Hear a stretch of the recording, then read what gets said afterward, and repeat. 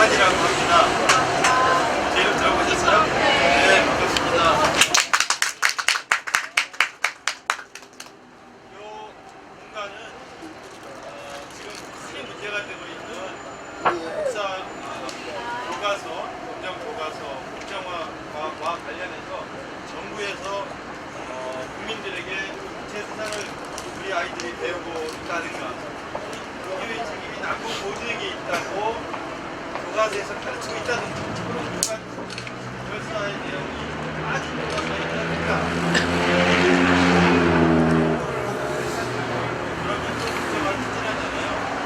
그런데 교과서를 건강할 수 있는 모든 교과서 교과서는 다 나와요. 교과서 8개를 쭉 봤어요. 설정은 다 나오게 라벨도 붙여 있어요. 나와 있는 북한의 책이 정확하게 보시면 되고 그것을 금방 확인할 수 있고 또 국제사상에 대해서 얼마나 생각하고 그런 기술들을 금방 확인할 수 있기 때문에 이 거디, 정부의 거디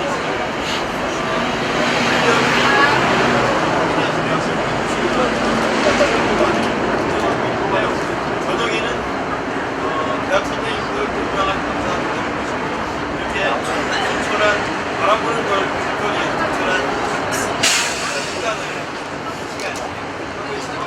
오늘은 아주 유명한 분이 찾아왔는데요. 유명한 분입니다.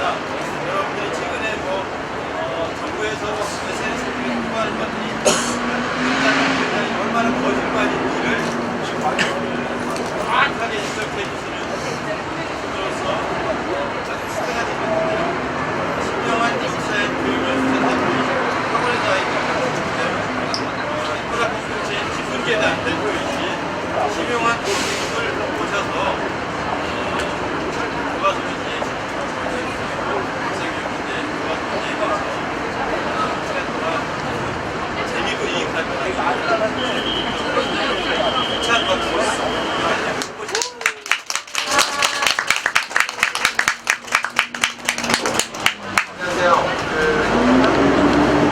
저는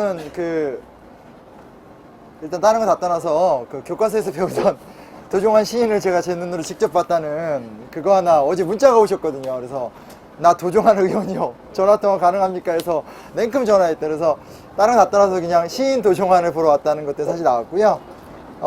좀 기분이 묘합니다. 그러니까 이렇게 좀 좋은 실내 공간에서 학생들을 가르치는 일들을 하다가 갑자기 국가가 어떤 여러 상황 때문에 제가 월요일 날은 포럼 같은 데 가서 좀 얘기하게 되기도 하고 또 오늘은 길거리에도 또 나오게 되고 해가지고 또 여러분들도 그런 입장으로 오신 것 같아서 되게 마음도 안타깝고 한데 하여튼 오늘 내일 되게 훌륭하신 교수님들이 오는데 제가 이제 가장 좀 별론데 와서 최대한 이제 재밌게 얘기를 한번 해보도록 하겠습니다. 간단하게 요약은 해봤어요. 그러니까 SNS를 통해서 하나하나 문제가 많다 이런 얘기들에 대해서는 아마 좀 보신 분들도 있고 제가 다시 추가해서 얘기를 안 해도 될 것 같아서 그런 거는 조금 겹치는 건 좀 빼도록 하고요. 좀 다른 얘기를 추가한다면 저는 이제 아시는 분은 아시겠지만 네, 바꿔요? 네. 이거 다시 빼요? 네. 잘 들리죠? 예. 네. 그래요. 무슨 얘기를 할지는 까먹었고요. 그러니까, 제 경력에 대해서는 여러 번 얘기를 했지만, 저는 이제 주업은 학원 강사고요. 그래서, 여러 이제 고등학생, 재수생, 임용고시생, 공무원, 이런 학생들을 가르쳐요. 그러니까, 제가 갖고 있는 장점이라면, 교수님들처럼 어떤 깊이 있는 학문적 관점은 아닐지 모르겠지만, 교과서가 어떻게 쓰여져 있고 자꾸 하나까지 그리고 그 교과서가 어떻게 학생들한테 이렇게 가르쳐지고 있고 또 이제 결국 이게 암기 시험이잖아요. 그러니까 이제 정확하게 어떻게 암기되고 배우는지에 대한 전 유통 과정을 제가 제일 잘한다라고 말할 수는 없겠지만 우리나라에서 가장 잘 아는 사람 중에 하나일 거예요. 그거는 제 경력을 통해서 보증할 수 있는 얘기인 것 같은데 이제 그런 입장에서 좀 말도 안 되는 이 사건이 벌어졌기 때문에 이제 크게는 한 5차례 정도 제가 거짓말이다 거짓말이다 거짓말해서 무슨 뭐 찌라시 청소 뭐 이런 작업들을 하고 있는데, 방금도 이제 마지막 6번째 거 친일파 관련돼서 뭐 아시다시피 그 국회의원들 다 친일파 자손이라 몰았잖아요. 그래서 그거 하나 또 언론사에 넘기고 왔습니다. 그래서 본의 아니게 제가 이렇게 좀 나오게 됐는데, 그런 얘기는 이제 그렇게 보시면 되고요. 그냥 제가 일단 드리고 싶은 얘기 뭐냐면, 기존 교과서는 여러분들이 교과서에 대해서 어떤 기대를 갖고 있으신지 모르겠지만 상당히 보수적인 교과서예요. 그러니까 왜 보수적인 교과서냐면, 교과서 내용 자체가 언제나 이제 학문적 관점에서 본다면 다수설의 입장으로 쓰여져 있기도 하고요. 또 이제 실제로 이런 것이 우리나라 사회에서 근현대사 교과가 이루어진 지 얼마 안 됐기 때문에 일반인들이 생각하는 것처럼 그렇게 막 교과서에 자세하게 일반인들의 관심사로 쓰여져 있질 않아요. 그러니까 북침 같은 경우도 뭐 우리가 보통 이제 통상적으로 얘기하면 뭐 이승만 대통령이 그 북침 과정, 그러니까 북한이 이제 쳐내려오는 과정 속에서 무책임했다라든지, 또 이제 굉장히 뭐 심각한 양민학살을 저질렀다라든지, 뭐 이런 것들에 대한 시민적인 불만들이 있잖아요. 근데 결론부터 얘기하면 그런 게 교과서에 하나도 안 나와요. 교과서는 북한이 침략을 했고 우리가 밀렸다가 올라갔다 다시 밀려왔다라는 팩트만 딱 쓰고 있어요. 그리고 박정희 대통령에 대한 이야기들도 이제 보통 많이 얘기하는 뭐 인권 유린이라든지 유신의 문제라든지, 뭐 심지어 조금 더 역사에 관심 있으신 분들은 초기 이제 5.16 군사 쿠데타부터 진행됐던 여러 가지 잘못들에 대해서 우리가 느끼고 있지만, 현행 교과서는 그런 내용이 사실상 전혀 안 나와요. 그러니까 굳이 얘기를 하면 약간 당황스럽긴 합니다. 이렇게 얘기를 하는데 옆에서 버스가 막 지나가는 게 진짜 제대로 떠들고 있는지 모르겠는데, 아니 그러니까 뭐냐면 교과서를 보면요, 그러니까 박정희 대통령에 대한 이야기도 굳이 인권유린 얘기하면 딱 그 민청학년 사건이라고 그 박정희 정부에서 가장 유명했던 인권유린 사태 하나만 교과서에 나와요. 그리고 안타깝게도 그게 지난 13년, 14년 동안 단 한 번도 수능이나 평가 모의고사, 즉 학생들이 외워야 되고 풀어야 되는 문제로 출제가 된 적이 없어요. 그렇다라면, 그리고 이제 뭐 이번에 뭐 그 유명한 일화가 그 전두환 대통령 삼천교육 때는 막 욕하면서 왜 북한 인권유린 욕하지 않냐, 전두환 대통령 관련돼서도 삼천교육 때 딱 하나만 나와요. 그리고 그냥 간단하게 삼천교육대로 잘못했다 이렇게 넘어가거든요. 그러니까 무슨 얘기냐면, 많은 어떤 우리 사회 소위 보수라고 하시는 분들이 교과서에 있는 내용들이 굉장히 문제가 있고 좌편향되었다라고 얘기를 하지만, 실제 건강한 시민적 관점에서 본다면 현재 교과서는 상당히 우편향되어 있는 교과서예요. 왜냐면 시민적 관점에서 개선되거나 들어가야 될 내용, 왜냐면 뭐 전쟁이 왜 일어났는가를 고민해 봐야 되잖아요. 그리고 왜 이승만 정권이 무너졌는가가 어느 날 갑자기 부정선거 딱 한 번 했다고 무너지는 게 아니잖아요. 그 누적되는 과정이라든지, 또 박정희 정권이 무려 20년인데 그 20년간 어떤 일이 있었는가에 대해서 학생들이 성찰해보고 다시는 그런 일이 일어나지 않을 수 있는 것들을 고민해 봐야 되는데, 사실은 현행 교과서는 그런 내용에 대해서 거의 담고 있지 않아요. 왜냐면 워낙 논란이 될 수 있는 부분이기 때문에 사실관계만 딱딱 쓰는 거죠. 실제로 이 교과서를 불만을 갖고 문제 제기를 하고 개선을 해야 될 입장은 지금 불만을 갖고 계신 분들이 아니라 지금 이것을 수호하고 계신 분들이 불만을 갖고 계셔야 돼요. 그러니까 이게 너무 이게 좀 상황 자체가 좀 어처구니 없는 상황이다라는 거. 그리고 심지어 이게 되게 지금 마치 국정교과서만 막으면 문제가 해결될 것처럼 얘기를 하지만, 벌써 이제 이명박 대통령도 있었고 지금 박근혜 대통령이 넘어왔으니까 8년 흘렀잖아요. 그리고 기억을 잘 하실까 모르겠지만 교과서 수정명령 사건들이 있었어요. 그래서 실제로 현재 국정교과서 말고 지금 쓰고 있는 교과서의 내용들도 하나하나 보면은 다 그 수정된 내용들이 반영돼 있어요. 근데 가장 충격적인 교과서가 속칭 준 리라이트 교과서라고 불리는 지약사 교과서인데, 제가 뭐 특정 출판사를 비하하는 건 아니지만 이제 그런 세간의 속설들이 이제 떠돌아요. 근데 왜냐면 여러 가지 이유가 있지만 지약사 교과서, 그러니까 현재 쓰는 교과서 넘겨보면 거기에 그 우리나라의 어떤 그 산업의 역군이라고 할 수 있겠죠? 이병철 삼성그룹 창업자와 현대그룹 정주영 이제 창업자, 이 두 분에 대한 기록이 이제 뭐라 하더라, 그냥 스티브 잡스나 빌 게이츠처럼 써 있어요. 물론 뭐 이병철 회장이나 저기 누구죠? 정주영 회장 같은 분들이 한국의 산업화에 큰 공을 세운 부분도 있고, 또 그분들이 굉장히 창의적인 어떤 기업가의 정신을 발휘한 부분도 있지만, 우리가 잘 알다시피 그 과정 속에 있었던 정경유착이라든지 노동자의 대우 문제라든지 좀 여러 가지 문제들이 있잖아요. 근데 사실은 그런 게 싹 빠지고 딱 기업가 정신 하나로만 서술이 되어 있거든요. 그래서 이런 식으로 사실은 지금 교과서, 그러니까 개정될 국정교과서 말고 현재 수정명령을 통해서 나와 있는 교과서의 내용을 분석해 보면 건전한 시민적 상식의 입장에서 봤었을 땐 괜히 마음에 안 드는 교과서예요. 그래서 만약에 이 한국사 교과서 문제에 대해 정말 심각성을 느끼신다면 역으로 지금 교과서에서부터 문제 제기를 하셔도 전혀 나쁘지 않아요. 지금 교과서 자체가 이미 굉장히 보수적인 거고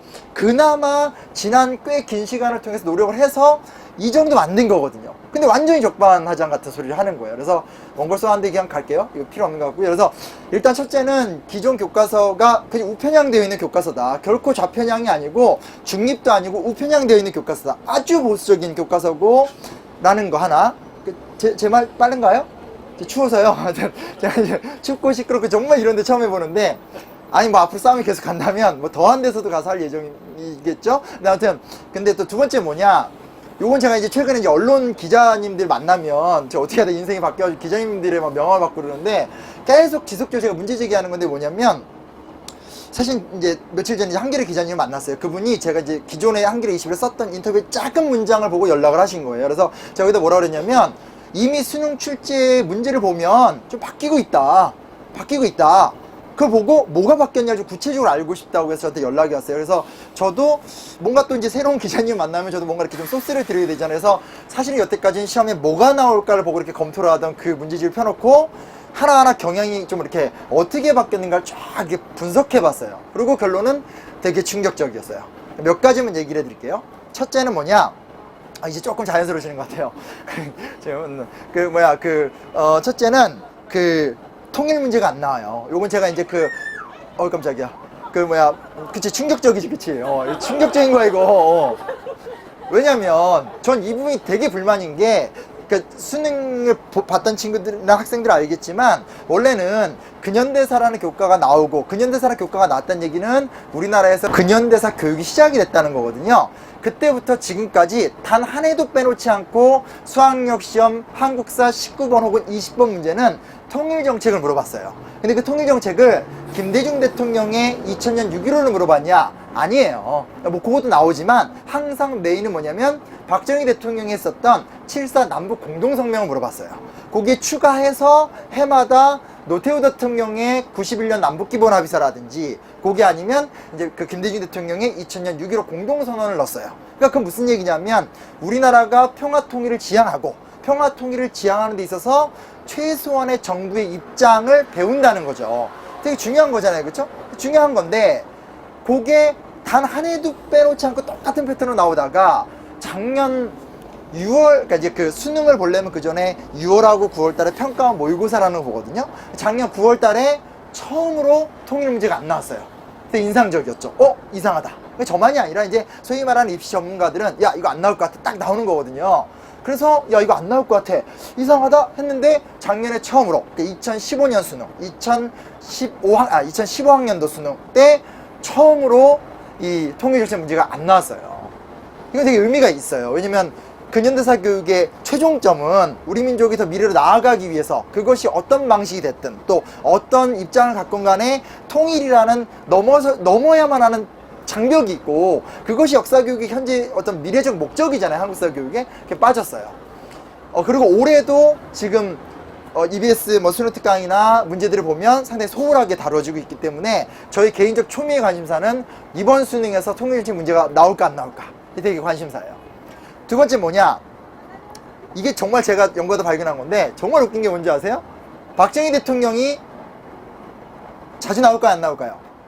자주 나왔어요. 근데 무슨 차이가 있냐면 예전에는 박정희 대통령 관련된 문제가 항상 유신으로 나왔어요. 그래서 오해하면 안 되는 게 유신 문제로 나오면서 그 밑에다가 이제 박정희 대통령의 업적도 같이 나왔어요. 뭐 경공업 발전, 중화학공업 발전. 그러나 전태일 사건이라든지 거기 아니면 이제 뭐 좀 이렇게 다른 어떤 유신 때 유신 정우회 같은. 그러니까 이제 쉽게 말하면 그분들이 얘기하는 공과 과에 대해서 교과서 시험이 정확히 물어봤어요. 박정희 정부가 매해 거의 나오면서 유신의 명과 암을 딱 시험 문제를 냈거든요. 근데 그게 3, 4년 정도 됐을까? 한 4년? 그러니까 이제 정권이 바뀌면서 어떻게 문제가 최근에 계속 바뀌고 있냐? 유신의 공과 과를 물어보는 것이 아니라 중화공업을 정부가 얼만큼 열심히 했느냐로 계속 문제가 바뀌어요. 여기 학생분들이 계신다면 이건 좀 적어가실 필요가 있어요. 이건 올 수능에 예측 가능한 문제예요. 이거 너무 이게 당황스러운 거죠. 왜냐면 그냥 이제 시험을 접근하는 관점에서 볼 때는 아 이거 그냥 이렇게 박정희 정부 매에 나오는가 이렇게 인식을 했는데 가만히 문제의 패턴을 딱 분석해 보니까 예전에는 전태일 민주노총 노사정위원회 유신의 문제 유신 정우회 와 플러스 박정희 대통령의 업적을 같이 냈거든요. 근데 지금은 거기에 살금살금 빠지면서 딱 그 유신의 그 어떤 그런 중화공업에 매진했다 이런 식의 문제만 나오고 있어요. 이거 패턴의 변화가 있는 거죠. 제가 눈에 얘기하는 거지만 국정화 교과서가 바뀌어도 어차피 애들 EBS를 공부하니까 별 문제 없다. 거짓말이에요. 단언컨대 거짓말이에요. 왜냐? EBS 수능특강이나 입시는 개정된 교과서를 바탕으로 문제를 내요. 그러면 우리 학생들이 어느 순간부터 슬금슬금 유신의 문제점을 빼고 그냥 뭐예요 이렇게 그 중화공업 매진했다 경부 고속국도를 놓았다 포항제철을 만들었다 이렇게만 공부한다고 생각해 보세요. 그렇게 20년만 지나보세요. 누가 유신을 비판적으로 얘기할 수 있겠어요? 네 지금 흥분해서 조금 괜찮은 것 같아요. 근데 아까 추웠는데 그래서 사실은 그 문제의 변화가 있어요. 새마을운동 말할 것도 없고요. 새마을운동은 수능에 딱 한 번 나왔습니다. 그게 이명박 대통령 초기 때 나왔던 문제인데 그것도 아주 인상적이에요. 이것도 제가 눈에 다니면서 얘기하는 거지만 원래는 이제 새마을운동에 이것도 공과 과예요. 소득증대와 농촌의 근대화에 일정 정도 기여를 했으나 외형적 근대화에 한계가 있었다. 교과서 굉장히 보수적이죠. 그렇죠? 그랬는데 2010년에 뭐라 나왔냐? 보기 디귿에 딱 나옵니다. 정부는 강력한 행정적 의지를 갖고 이 운동을 추진했다라고 나와요. 틀린 말은 아니죠. 정부가 그런 의지를 갖고 했으니까. 근데 문제는 뭐냐? 그렇게만 나오기 시작을 한다는 거예요. 그러면 어느 순간부터 유신이나 개발독재 시대가 가졌었던 여러 가지 명과 암에 대한 소위 그들이 주장하는 객관적 성찰이 사라지게 되고 그 시대에 대한 좋은 얘기만 남게 되는 거죠. 그럼 그게 아베랑 뭐가 달라요? 아베가 얘기하는 패배주의, 자학사관 똑같은 용어 쓰듯이 교육 방식도 슬그머니 빼는 거 아니에요. 침략이 아니라 진출이다. 독재가 아니라 뭐 중공업을 매진한 헌신이다. 이렇게 바꿔가는 거예요. 근데 그게 이미 국정화가 되기 전인 지금도 한 4, 5년 전부터 문제 패턴부터 바뀌어가고 있다는 거예요.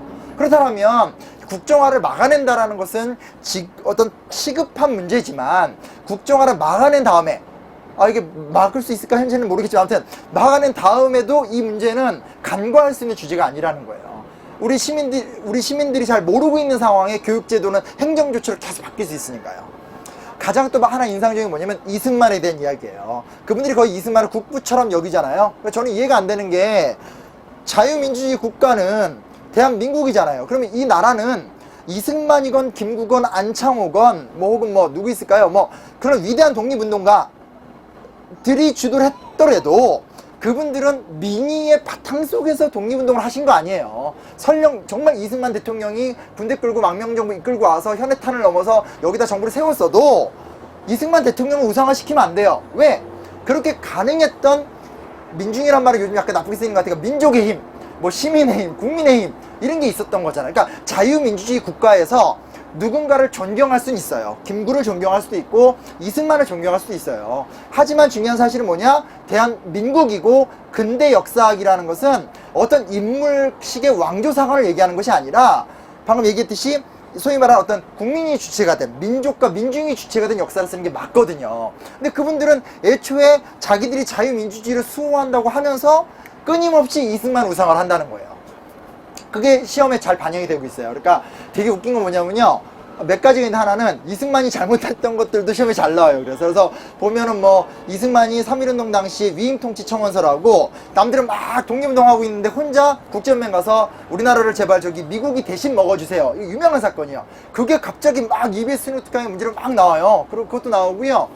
그리고 이제 소위 말하는 그쪽 진영에서 얘기하는 게 뭐냐면 그 한미상호 방위 조약 있잖아요. 난 세상에 어떤 건국 대통령의 업적이 그러니까 어떤 전쟁을 막아내지 못하고 정 안 되니까 남의 나라 군대 꽂아놓은 게 이게 대단한 업적이라는 것 자체가 전 발상적으로 이해할 수 없거든요. 왜냐면 워싱턴이라든지 소위 말하는 건국의 파더들이 했던 업적은 그런 게 아닌데 여하간 그런 거 다 떠나서 한미상호 방위 조약이 이명박 대통령이 건국절을 외치면서 이승만을 이야기하기 시작하자마자 최근 2, 3년 내에 아직 수능이나 평가원에는 안 나왔지만 EBS 수능특강이나 EBS 수능 완성 같은 데서 계속 문제화가 되고 있어요. 이건 확인하시고 싶으면 자녀분들이나 혹시 입시 공부하는 친구들한테 물어보세요. 그러면 다 알고 있어요. 왜냐면 모든 우리나라에 있는 소위 말하는 학원 강사들이 그걸 다 뽑는 사람들 아니에요. 그러니까 이게 중요하다는 게 지금 계속 체크가 되고 있거든요.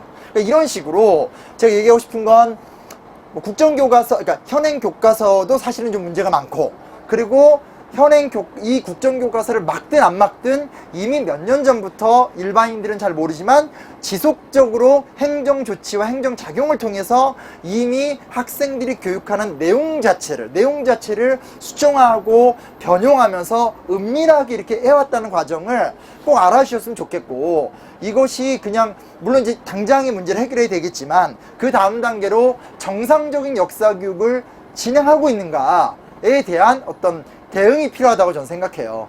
왜냐면 제가 뭐 나름 어떻게 하다 조금 알려져서 막 여기 와서 이상한 막 환대를 받고 이러고 있는데, 제가 했던 작업은 딱 하나거든요. 거짓말이란 말밖에 못했어요. 왜냐면 저쪽에서 선빵을 막 때리는 거예요. 막 뭐 말도 안 되는 찌라시들이 막. 그래서 제가 그러면 저한테 한번 이렇게 좀 줘보세요 하니까 거의 하루에 한 두세 개씩 계속 오거든요. 근데 했는데 그걸 이제 제가 가장 중요하다고 느끼는 건 탁탁탁탁 때렸는데, 이번 거는 사실은 뭐냐면 적이 공격하는 걸 이렇게 방어한 거잖아요. 근데 이제 그전에는 좀 그 방어가 잘 안 돼서 그랬는지 방어했던 것이 시민들이 굉장히 호응을 해주시면서 좀 효과가 있었던 것 같은데, 여기서 더 나갈 필요가 있어요. 더 나가서 뭐 현행 교과서를 문제로 삼든 국정 교과서를 문제로 삼든 혹은 이 역사 교과서를 대하는 태도를 문제로 삼든 하나하나 상황을 반전시킬 필요가 있어요. 대놓고 싸워볼 필요도 있는 거예요. 북한 얘기가 중요한 것이 아니라 북한 얘기도 해볼 수 있는 거죠. 북한을 어떻게 그 사람들이 항상 얘기하는 건 북한은 우리의 주적이냐 아니냐고 저희한테 사상 검증을 하잖아요. 근데 저희는 반대로 물어볼 수 있는 거예요. 증오가 교육의 목적이냐는 거예요. 물론 저도 분명하게 얘기했지만 주체사상 가르친 적 없고, 여기 있는 모든 분들이 북한에 동조하거나 문화일보의 주장처럼 북의 지령을 받아서 뭘 하는 건 아니잖아요. 그쵸? 혹시 그러고 오셨나요? 전 아닙니다. 저 교회에 다니고 있고요. 아주 보수적인 교회를 다니고 있기 때문에 전 아니에요. 근데 하여튼 뭐냐면 그런 것들을 역으로 물어볼 수 있거든요. 교육이 그럼 증오를 가르치는 거냐?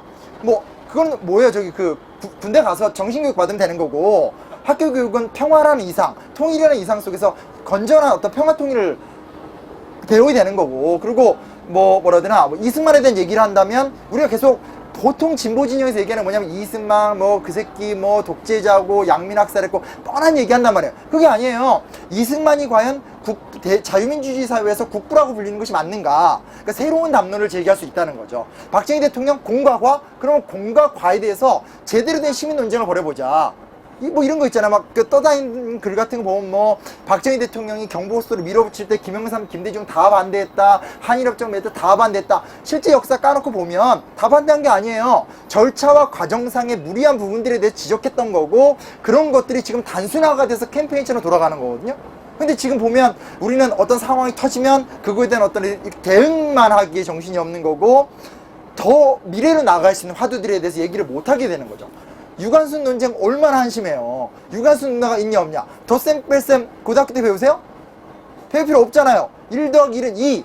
이걸 고등학교 제가 그것 때문에 중간에 한 번 더 이렇게 살짝 떴는데, 제가 쓴 글을 동아일보에서, 그러니까 제가 다른 기자분들과 인터뷰에서 썼던 글인데 그걸 동아일보에서 무단으로 기사화를 시키셨더라고요. 저한테 한마디 없이. 근데 그 밑에 이제 댓글이 막 어마어마하게 달리는 거예요. 와, 정말 살다 이런 욕은 진짜 제가 정말 예민하잖아요. 근데 여기 욕이 근데 진짜 웃겼던 제가 하나 기억나는 게 뭐냐면, 이건 그냥 농담이 뭐냐면 진짜 웃기더라. 저한테 생긴 것부터 빨갱이래요. 그래서 제가 그렇게 생겼나요?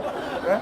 말도 안 되는 소리죠. 그래서 정봉주가 전 의원께서 하신 정부 나갔더니 나 딱 보자마자 생긴 게 기독교인이냐 막 이래. 차라리 제가 그런 소리는 좀 들어봤지만 딱 보자마자 그 댓글에 야 이놈은 생긴 것부터 빨갱이다. 너무 기분 나빴어요. 그래서 아니에요 저는. 이게 어떻게 해요? 김정은처럼 통통한 것도 아니고. 근데 하여튼 저도 하다 보니까 모르겠어 뭔 소리 하는지 모르겠는데, 아무튼 뭐였냐면 댓글 막 달리는데, 댓글에서 이제 제대로 된 논리적 반박이 없는 것에서 뭐라 그러냐면 사칙연산 중요하다. 사칙연산 고등학교 때서 가르치자. 이렇게 댓글을 다는 거예요. 그러면 내년부터 이제 미분적분 하지 말고 1 더하기 1은 2부터 가야 돼요. 그러니까 무슨 얘기냐면, 제가 한 6개 정도 글을 썼잖아요.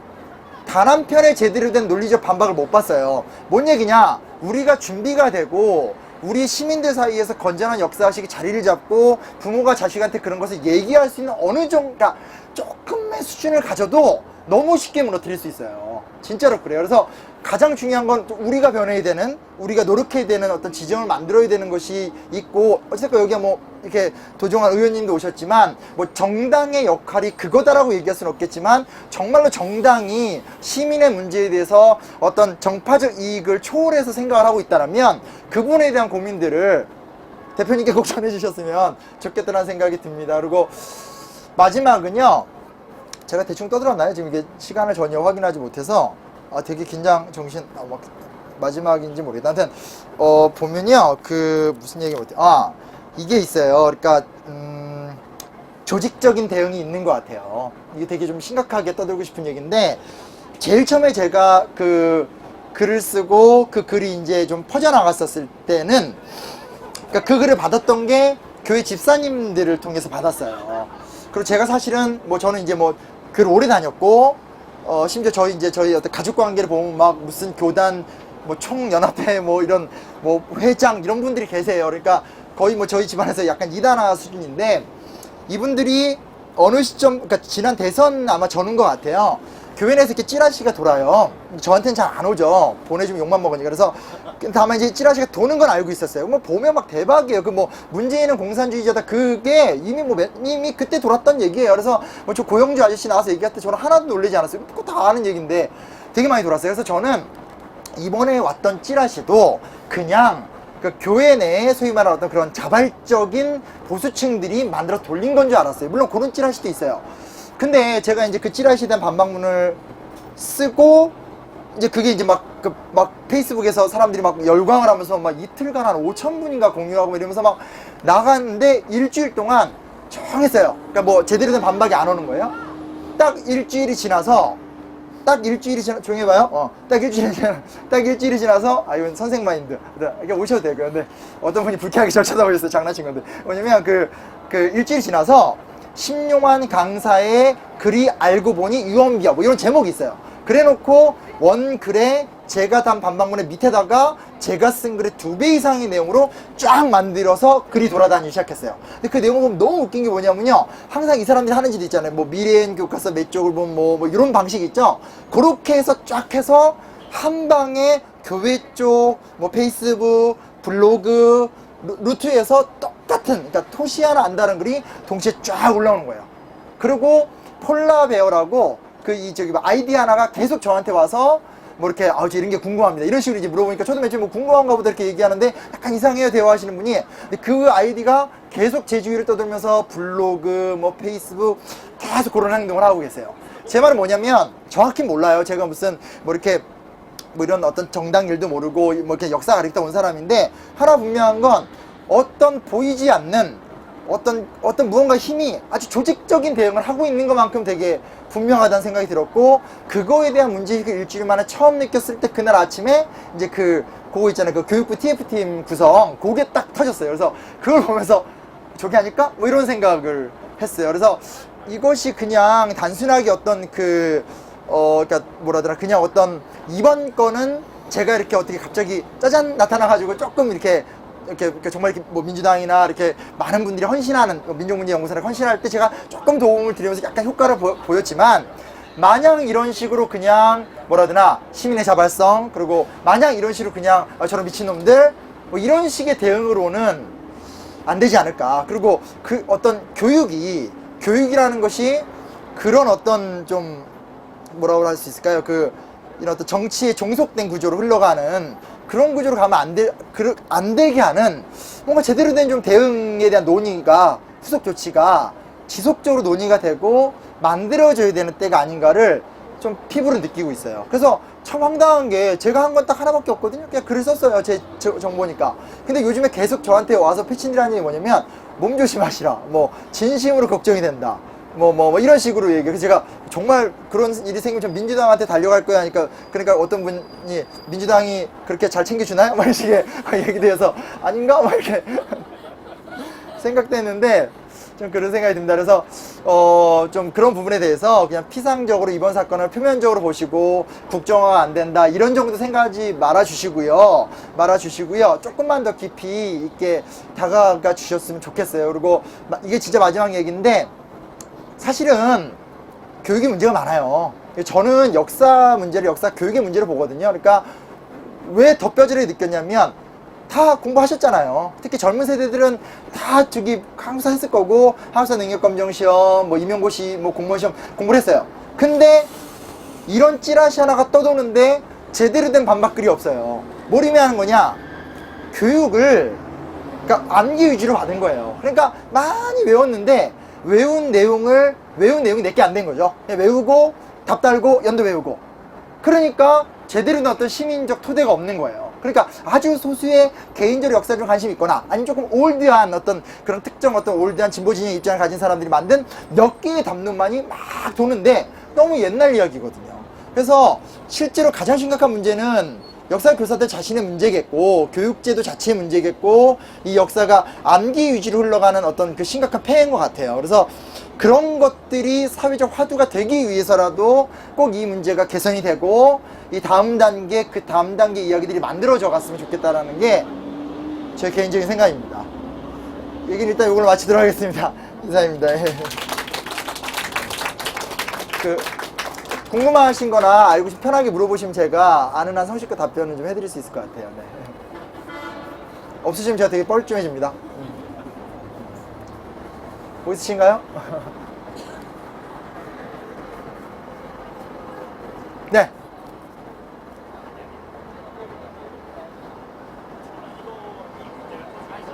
네. 이걸 들고 말씀하시는 게 나을 거예요. 제가 잘 안 들려요. 네, 뭐 저는 역사 그렇게 많이 공부한 사람은 아니거든요. 그냥 평범한 대학교 다녀가지고 역사 공부만 들었는데 그 이전에 뉴라이트가 나오기 시작하면서부터 시작된 일련의 논쟁들이 있었잖아요. 네네. 그거에 대해서 조금 더 상세하게 설명을 해주실 수 있을지 좀 궁금해요. 이제 경제사 쪽 공부하시는 분들부터 네네. 문제 제기가 시작된 걸로 알고 있는데 그쵸. 네. 네, 사실은 거기서부터 출발된 것 같거든요. 저는 이 문제가. 그래서 그거에 대해서 좀 짚어주실 수 있을지. 네. 약간 어려운 얘기일 수 있는데 간단하게 말씀드릴게요. 정확하게 지적을 하신 건데 학술적으로 본다라면 이제 서울대 이영훈 교수를 중심으로 한 서울대 경제사학과가 역사학과의 기존적인 인식을 건드리기 시작을 했어요.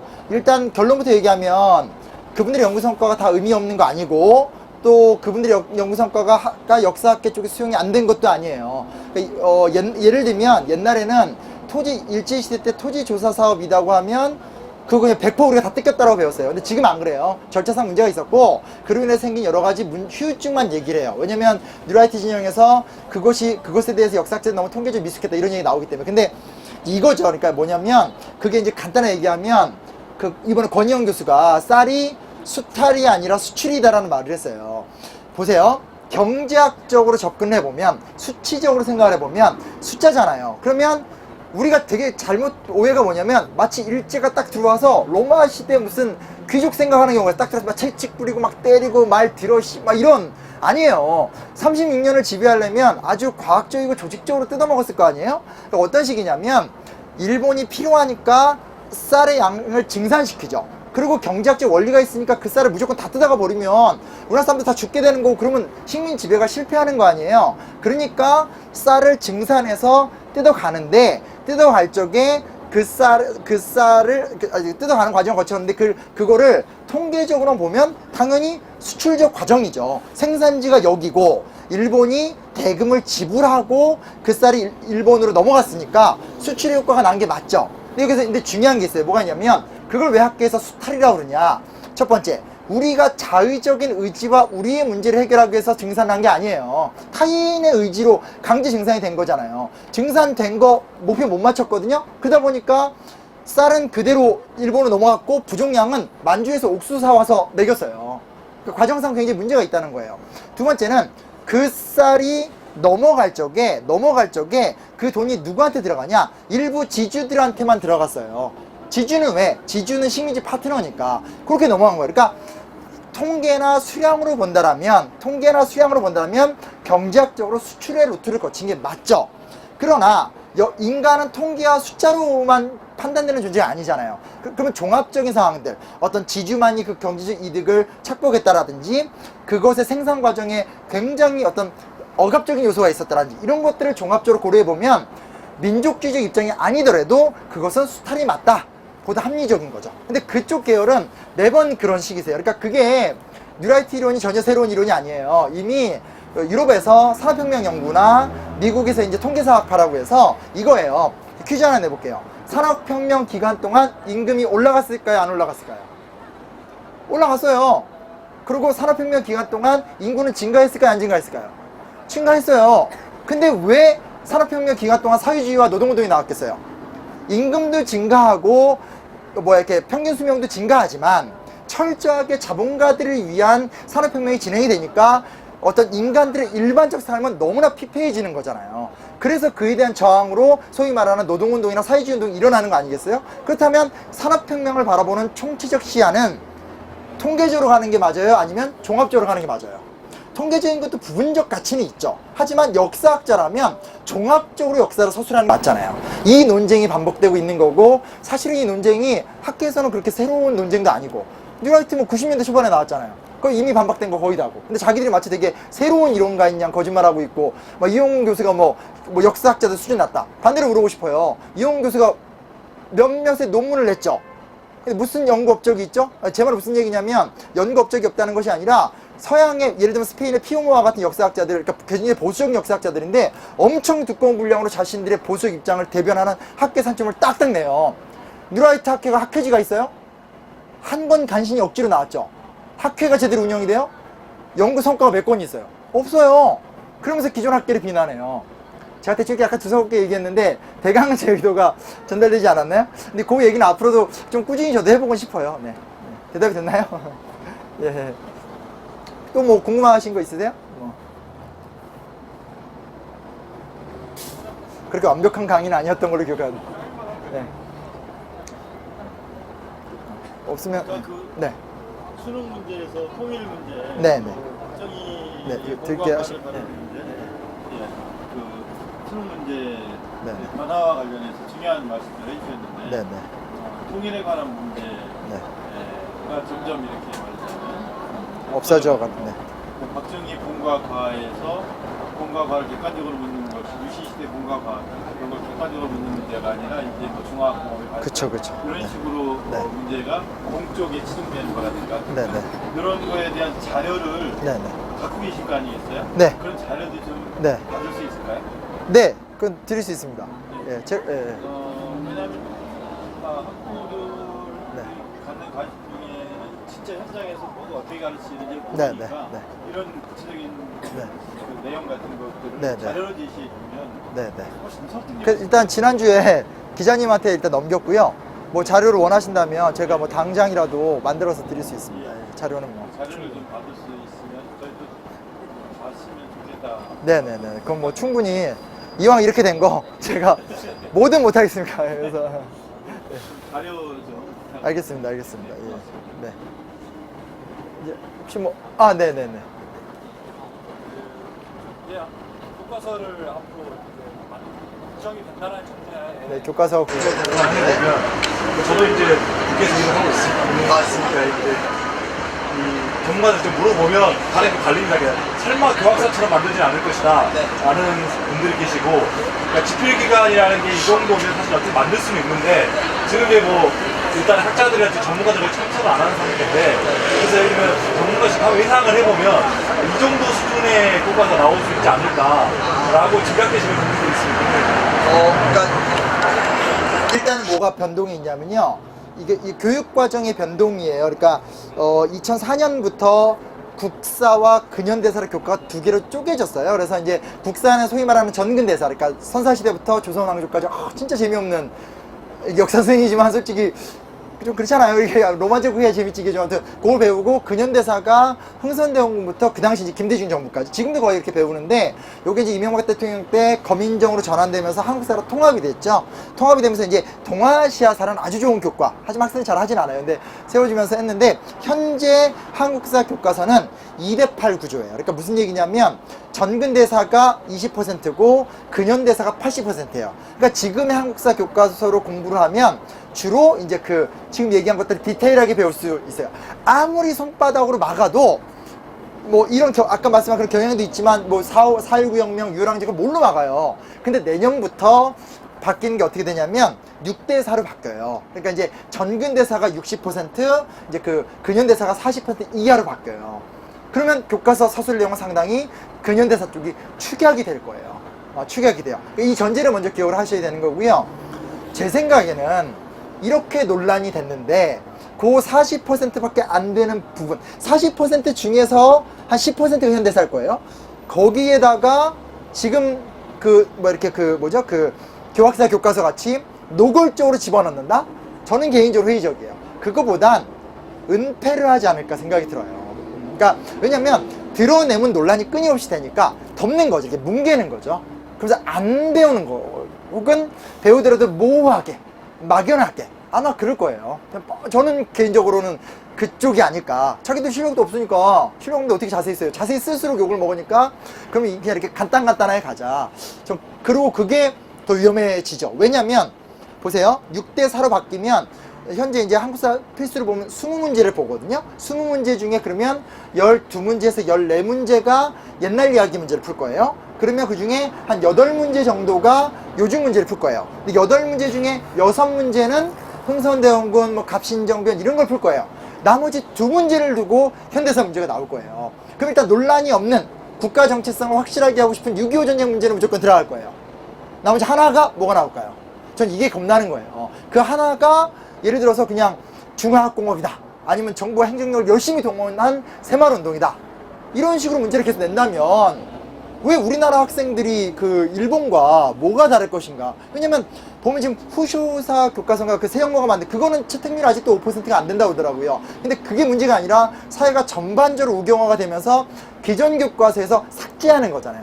침략을 진출로 뭐 독도가 빠지고, 독도는 자기네 땅이라고 그러고 위안부가 빠지고, 그렇게 저는 갈 것 같고, 일단 그렇게 가버리고 나면 더 힘들어지게 되는 거죠. 논쟁을 할 수가 없잖아요. 그리고 학자들은 더 디테일하게 들어가는데 글쎄요. 그래서 저는 그게 제일 겁나요. 그래서 최대한 지금 적극적으로 저도 개인적으로 어떻게 약간 알려서 그런지 진짜 요즘에 잠하려고 3시간 뭐 이렇게 각종 매체와 플러시인데 들어가면서 떠드는데, 그런 이유가 있는 게 진짜 지금 막지 않으면 이것이 교학사 교과서의 재판이 아니라 은폐하고 국민들을 우매하게 만드는, 아무리 시민교육을 위해서 노력을 해봤자 교과교육을 못 따라가잖아요. 그러니까 그래서 되게 뛰는 건데 저는 그런 입장입니다. 네. 뭐 아까 질문하시려고 했던 거 아니에요? 네. 아, 네, 네. 아, 네네네. 네네네. 아, 네. 아까 그 교회 얘기를 하셨는데 교회에서 이런 찌라시가 많이 들잖아요. 네. 사실 제가 목사입니다. 아, 보수교회 목사인데 저도 그런 거 여기 오시면 안 되는데요. 예, 가끔 받아요. 가끔 받고 이제 수요 예배나 어른들 설교할 때 얼굴은 좀 가려주세요. 이거 저는 괜찮은데 목사님 안 됩니다. 이거. 뭐 세월호 사건이나 이런 것들에 대해서 얘기를 하면은 좀 어른 목사님들이 좀 정치적인 얘기는 자제해라. 네. 그리고 그 다음에 그냥 목사님들끼리만 있을 때만 잠시 얘기 나누고, 성도들 있을 때는 그런 얘기를 못하게 해요. 그러니까 이게 정치 문제로 자꾸 해석이 돼버리니까. 제가 또 중고등부를 담당하다 보니까 저는 그런 얘기 하거든요. 한국 근현대사 잘 배워야 된다. 그리고 이제 역사의식 정말 잘 가져야 된다. 그런데 어른들을 보면은 정말 역사의식도 없고, 네, 네. 뭐랄까 굉장히 이제 진짜 뭔가 정치, 사회, 경제 이런 거에 대해서 네네. 관념이 없다는 느낌을 많이 받아요. 네네. 그런 좀 특히 보수교회가 정말 많이 심하다는 느낌을 저도 이제 현장에 있으면서 많이 느끼는데, 그 성도 입장에서 이제 교회의 어떤 중직자들이나 그런 분들에게 좀 어떤 것에 대해서 좀 원하시는 게 있다면 좀 그런 거에 대해서도 좀 네. 말씀해 주셨으면 좋겠습니다. 그 사람이라는 게 이렇게 표면만 드러나면 되는데, 저는 이거 하다가 갑자기 제가 기독교인이라는 종교적 정체성 커밍아웃을 해서 아주 불편합니다. 그러니까 교인이라는 게 불편한 게 아니라 사람이 적당히 드러나면 되지. 근데 이게 첫 번째 찌라시가 이제 그 기독교인 이거여서, 왜냐면 또 제가 이걸 밝히게 된 게, 사람들이 뭐라고 또 악플을 다냐면 저거 안티 기독교가 나와서 기독교 욕보이려고 적었었다. 너무 불쾌해요. 저 초등학교 때부터 교회 다녔고, 뭐 중고등부 열심히 했어요. 저 교회 회장도 했고요. 뭐 중고등부 선생님도 했고, 뭐 총무도 했고, 뭐 안 한 게 없어요. 목사 빼고 다 해봤어요. 그리고 앞으로 장로도 되지 않을까. 아 이게 못할까 하는데 그런 입장이 그걸 말할 수밖에 없는. 왜냐면 갑자기 무슨 나를 이단같이 뭐니까 이러다 신천지라는 얘기 나오게 생겨서.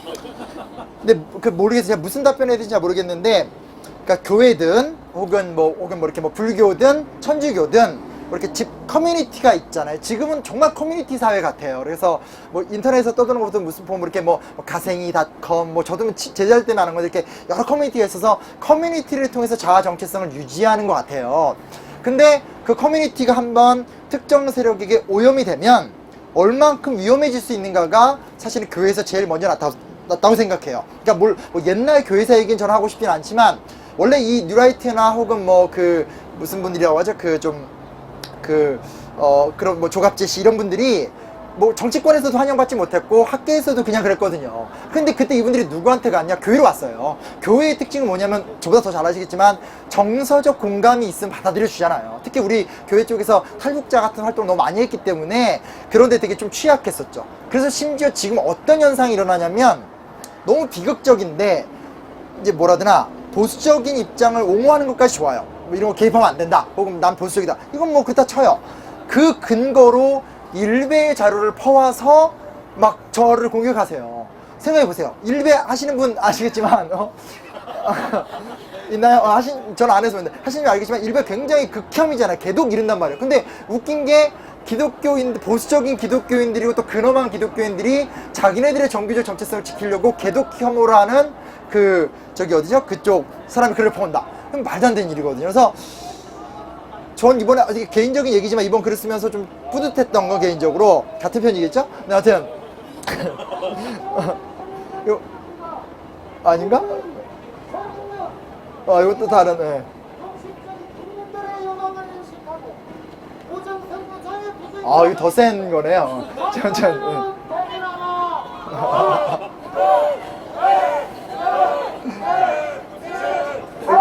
이거 카메라 녹화되고 있으니까 무슨 행동 못하겠네.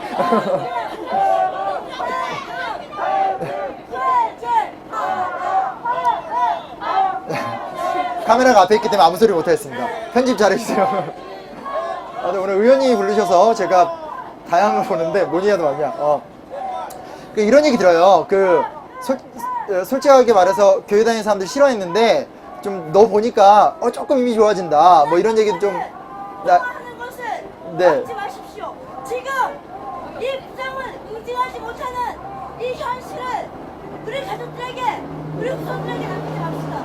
네, 알겠습니다. 제발 일어나십시오. 이제 강의하고 일어나면 안 될까요? 네, 아니, 근데 뭐냐면, 그걸 좀 좀 지혜롭게 잘 대처를 해야 되지 않을까요? 그러니까, 어느 날 그 부정적인 생각을 가지신 그 모든 분들한테 갑자기 바꿔요! 당신 지금 속고 있어요! 이러면 누가 받아들이겠어요? 그러니까, 제가 이제 저희 장인어른하고 얘기를, 이런 얘기까지 나왔는데, 그러니까, 어떻게 보면, 이렇게 좀 오픈마인드지만 모르시는 분들 많아요. 이렇게 물어보세요. 그러면 이렇게 하나가 되는 게 좋은 게 아니야? 뭐 이렇게 이제 얘기를 하면, 그거에 맞춰서 대화를 하면 돼요. 그러니까 뭔가 나의 이 열받는 분노를 한꺼번에 빡 뿜어내서 교회에서 막 당회에서 마이크 잡고 목사님 틀렸습니다. 누가 받아들이겠어요. 하지만 차근차근하게 학생들에게 이렇게 좀 밑바탕부터 좀 쌓아준다라든지 이러면서 좀 이렇게 좀 낮은 그 각자의 위치에서 좀 이야기를 만들어가면 좀 달라질 수 있지 않을까. 그냥 엄마가 오늘 갑자기 가서 일배한 아들한테 야 이거 틀렸어. 이러면 그 아들이 받아들이지 않거든요. 그래서 그런 건 조금 고민을 모아보고 이런 좀 대답이 나와야 되지 않을까. 그 고민은 심각하게 동감하고요. 저도 앞으로 그 이상 어떻게 될지 잘 모르겠어요. 네. 혹시 있으신가요? 네. 네. 흔히들 교과서에 대해서 비판하는 여론 중에 하나가 자학사관이다라는 걸 네. 봤잖아요. 근데 그거에 대한 대안으로 저는 자위사관에 가까운 선동을 하고 있는 네네. 네. 과연 민족의 정통성, 국가의 정통성을 확립하기 위한 역사이라면 어느 정도까지 자학을 해야 하고 어느 정도까지 정당성을 세워야 하는 관계에서 그래서 이건 좀 학문적인 이야기이기 때문에 얘기를 어디까지 얘기를 해야 될지는 잘 모르겠는데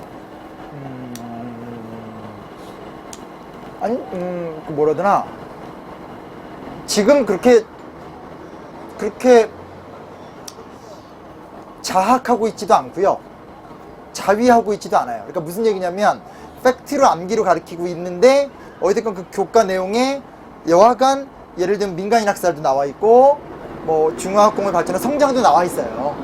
제 생각에는 이 교과서를 어떻게 쓰여질 것인가도 중요하지만 대안은 자유발행제인 것 같은데 또 학교 교육에서 별도의 토론 수업이 있어야 될 것 같은데 그런 어떤 사실 자체를 외우게 하는 것보다도 사실 자체를 두고 토론하고 근데 그걸 학생들한테 어느 날 갑자기 토론하라면 토론 안 돼요. 그리고 더 심각한 문제는 뭐냐면 선생님이 토론 안 해요. 뭐 제 친구들 지금 다 학교 선생인데 지들이 그게 뭐냐면 선생님들조차도 자기 교실에서 독재자가 되어 있고 선생님들조차도 자기 사관으로만 얘기를 하는 게 강하기 때문에 애초에 선생님들부터 좀 이렇게 오픈마인드로 해서 얘기도 나누고 진보적 입장에서 보수적 얘기도 나누고 이런 문화적인 변화들이 있고 그것이 어떤 제도적인 형태의 학생들에게 일깨워질 수 있는 그런 노력들이 좀 이어지는 게 좀 가야 되지 않을까? 그 이상의 좀 학술적인 얘기들은 공은 제가 지금 여기서 이리저리 다 얘기하기 힘들 것 같고요. 네. 대강 된 거 같죠? 예. 하여튼 감사합니다. 이렇게를 넘기도록 하겠습니다. 예.